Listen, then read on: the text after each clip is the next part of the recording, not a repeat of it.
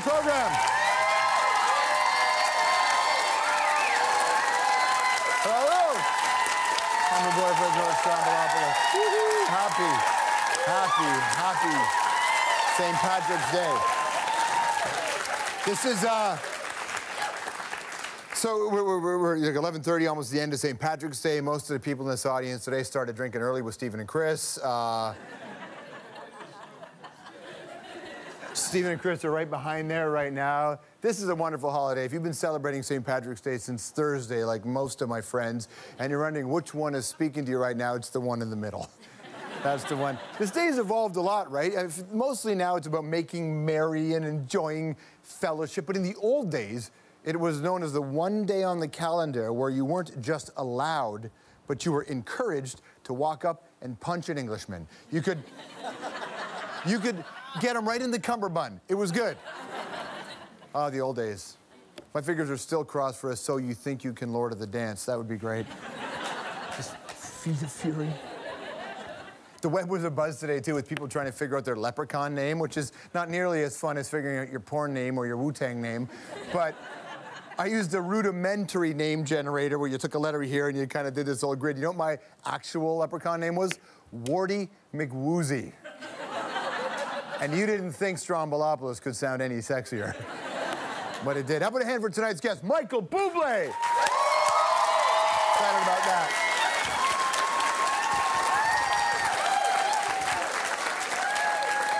Full disclosure, I wouldn't waste too much energy clapping because Michael's not here. Well, listen, dude, this winter sucked, so we wanted to go into a beautiful national park, and we tried to find a place where it would be pretty, where we could be outside. So Bublé and I are going to be sitting in red chairs in a national park in the western part of this country. So when the commercial break happens, I'm going to hop right on Don Cherry's personal plane, and I will be out in nature. Speaking of nature, our American friends, hello to you watching in Washington, upstate New York, in a lot of the border towns. Americans are celebrating National Wildlife Week. We're going to be celebrating ours in less than a month. It's that whole week of where April the 10th falls, I believe. We may have to wait a little bit longer because an enormous part of this country is still hibernating, but CBC has a new television series, a very good one too, called Wild Canada. New episode on Thursday, 8 o'clock, right here on the Mother Corp. Showcases this country's wild creatures in their natural habitats, like former Senator Patrick Brazeau at a strip club. It's natural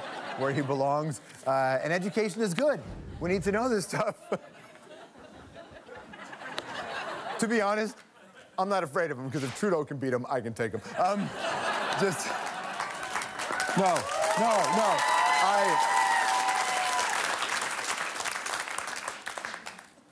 I'm not a proponent of violence of any kind, unless it's on the ice or in the ring.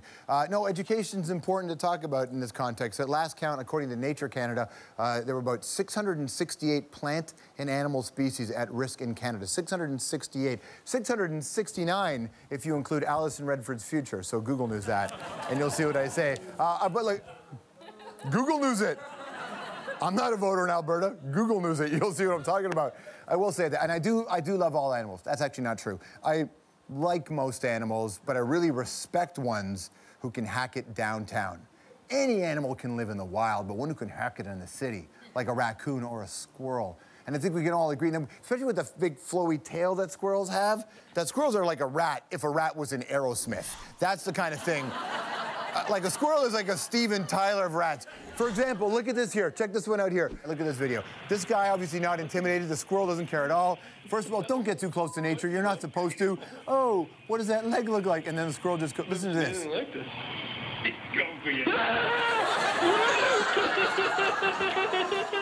No, but it gets better. It gets better. So now watch. The squirrel's like, I warned you, right? Get out of my way. So the squirrel's like, I'm going to climb on this ledge. The guy said, oh, let me get close.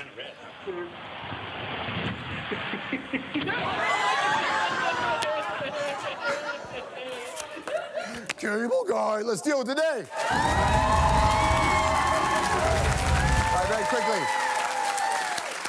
Our Paralympians Depending on the flights, our Paralympians in many airports across Canada should be arriving home right about now. If you're at the airport, you can't miss them. They'll be sporting lots of Olympic bling, national pride, big smiles. The Paralympic team did so well in Sochi, so congrats to them. Third in the gold medal count, thanks to Brian McKeever, Mac Marcoux, and Josh Dueck, plus the curling team. And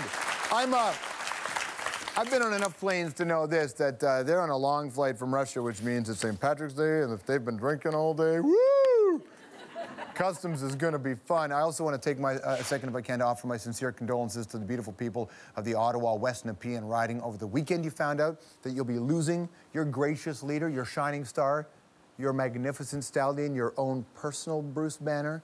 I'm talking, of course, John Baird. Now, John Baird's not going anywhere far, but coming up in the next election, he'll be leaving the riding he's represented since 2006, shacking up with a younger, sleeker you, the newly created riding of Nepean.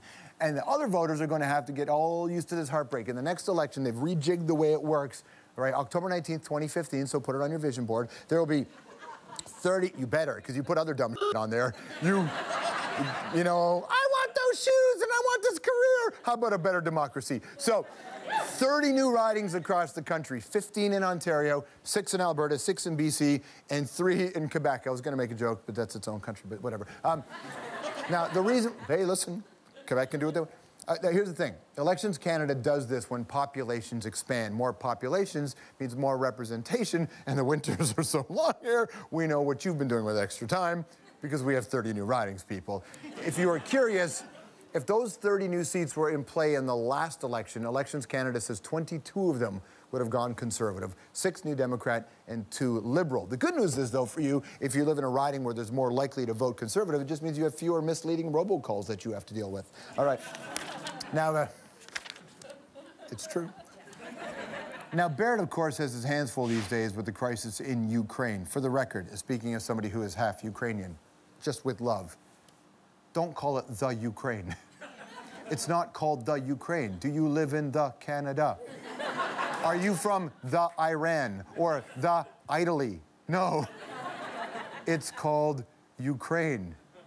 Currently, because Russia is back as a rival. And they don't think at all what we say is important to them. They don't care. Even Gorbachev. Gorbachev won the Nobel Peace Prize. You know what his position is in the West? Back off. Let Crimea join Russia. Even Gorbachev. And I don't want to raise the specter of the old concept of the Soviet Union. 3CP1 on your dial, Moscow Television.